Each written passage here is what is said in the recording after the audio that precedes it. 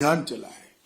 300 के आसपास व्यक्तिगत और फैमिली के साथ जुड़ी हुई भारत सरकार और छत्तीसगढ़ सरकार की योजनाओं को 100% सैचुरेशन का लक्ष्य रखा है।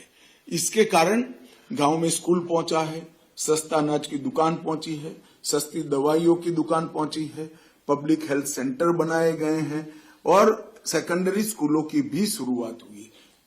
और मुझे कहते हुए आनंद हुआ है कि कई गांव इस चुनाव में ऐसे थे जनरल इलेक्शन में जिन्होंने 30 साल के बाद वोटिंग किया है, वहां पर वोटिंग हुआ है। वरना पोलिंग पार्टी जाती थी, नील वोटिंग का डब्बा लेकर वापस आती थी। पहली बार 70% वोटिंग किया गया है। सुरक्षा वैक्यूम को कम करने के लिए 2019 से अब तक हमने 280 नए कैंप बनाए हैं, 15 नए ज्वाइंट टास्क फोर्स बनाए हैं और सीआरपीएफ की 6 बटालियन नई अलग अलग राज्यों में राज्य पुलिस की सहायता में हमने भेजा है। इसके साथ साथ एनआईए को भी हमने एक्टिव कर इनके वित्तीय पोषण को भी रोकने का हमने ऑफेंसिव रणनीति अपनाया है, जिसके कारण इनके पास आर्थिक संसाधनों की कमी अब सब जगह से रिपोर्ट आ रही है कि आर्थिक संसाधनों की कमी हुई है।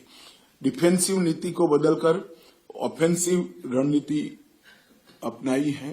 कई ऑपरेशन 13 दिन, 10 दिन, 12 दिन के चलाए गए, जिसके कारण घेरा कर अगर 12 दिन ऑपरेशन चलता है तो उनको भागने का समय नहीं मिलता है। एनआईए द्वारा प्रोसिक्यूशन के सभी बिंदुओं को समाहित करते हुए एक अच्छा ट्रेनिंग प्रोग्राम बनाया है।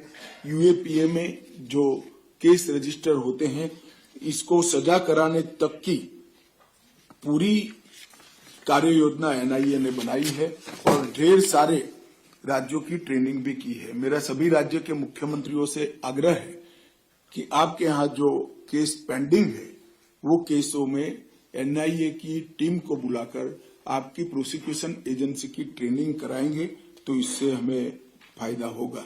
केंद्र सरकार ने कई फ्लैगशिप योजनाओं के अलावे सड़क, टेलीकम्युनिकेशन सुविधाओं की सुधार, वित्तीय समावेशन, कौशल विकास, शिक्षा, स्वास्थ्य और पोषण, ये सभी बिंदुओं पर एक बहुत थ्रस्ट देकर काम करना शुरू किया। इसके भी अच्छे नतीजे मिले हैं।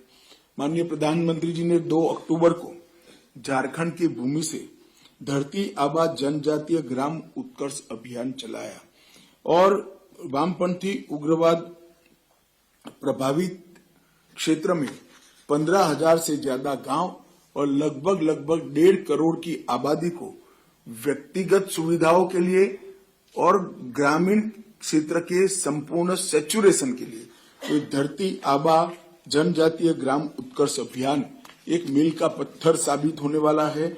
मेरा सभी मुख्यमंत्रियों से आग्रह है कि इसको अपने अपने राज्य में आप स्वयं मॉनिटर करिए और इसको आगे बढ़ाइए।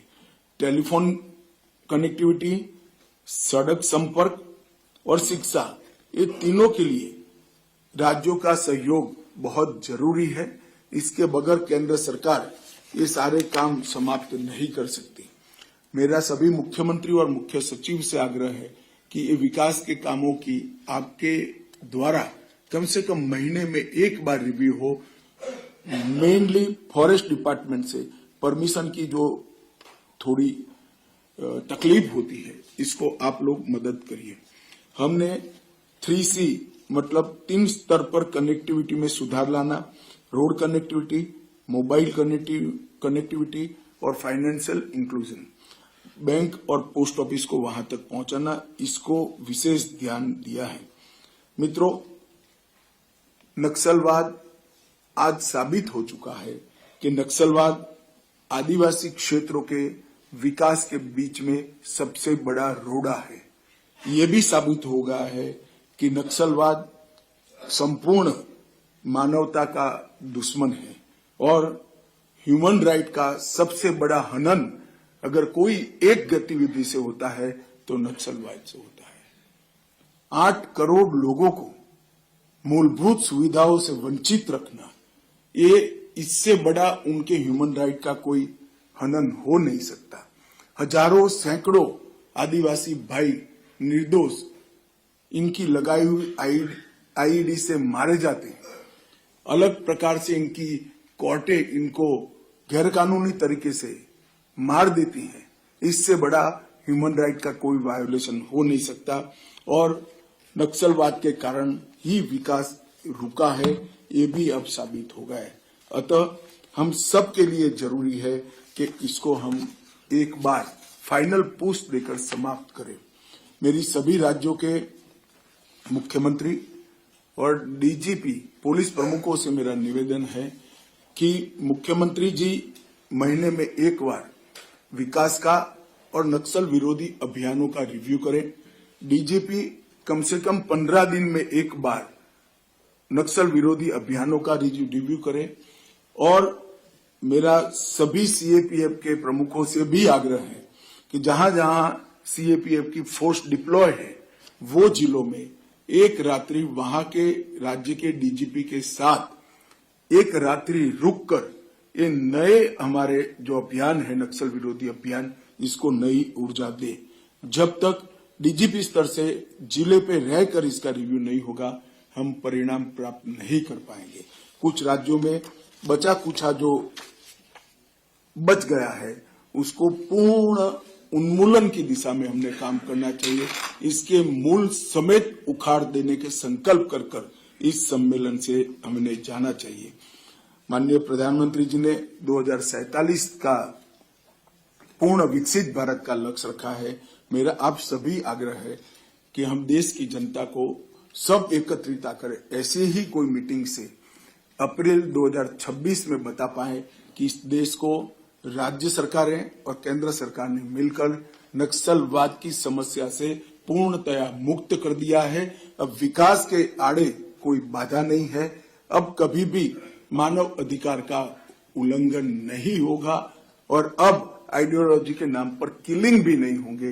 ये सभी संयुक्त घोषणा हम सब अप्रैल 26 में कर पाए, ऐसी मेरी आपको शुभकामनाएं हैं।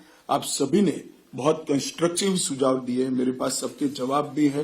काफी सारा पाइपलाइन में है, मगर गृह मंत्रालय आपको एक डिटेल नोट इस पर भेज देगा। मैं कोई ज्यादा इस पर टिप्पणियां करना नहीं चाहता हूं। 1-2 छोड़कर सभी चीजें पाइपलाइन में है और जो 1-2 बाकी है उसमें भी गृह सचिव जी आज ही दोपहर को सड़क के लिए तो उन्होंने शायद मीटिंग रखा है, मगर 1-2 दिन में ये सारे चीज जो माननीय मुख्यमंत्रियों द्वारा उठाई गई है इसका हम गृह मंत्रालय की ओर से आपको त्वरित रिस्पांस भेजेंगे। फिर से एक बार आप सभी का एक्टिव पार्टिसिपेशन के लिए बहुत बहुत धन्यवाद। और आपने जो विश्वास दिलाया है ये निश्चित रूप से जमीन पर लड़ने वाले हमारे सिपाही के बल और उत्साह में वृद्धि करेगा, ऐसा मैं मानता हूं।